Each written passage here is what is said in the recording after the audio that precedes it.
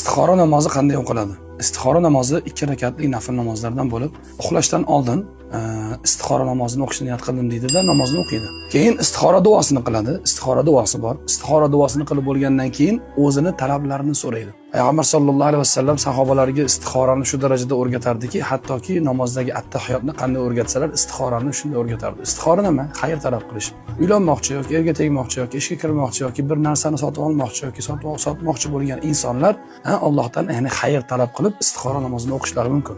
Istixora namozini foydasi qachon bilinadi? Ya'ni asorati o'sha insonning tushida yoki o'ngida, qalbiga o'sha ishga moyillik paydo bo'ladi yoki qilmaslik paydo bo'ladi. Istixora namozi necha marotagacha o'qiladi? Istixora namozi 7 marotagacha o'qiladi. Ya'ni birinchi kun o'qiysiz, ikkinchi namoz yana ikkinchi kun, uchinchi, to'rtinchi shunday qilib 7 kun o'qilinadi. Alloh taolo barcha xayr talabida yurgan, yaxshilik talabida yurgan birodarlarimizni xayr maqsadlariga Alloh yetkazsin. Barchalarimizning yuzimizni yorug' qilsin, ikki dunyoda aziz qilsin.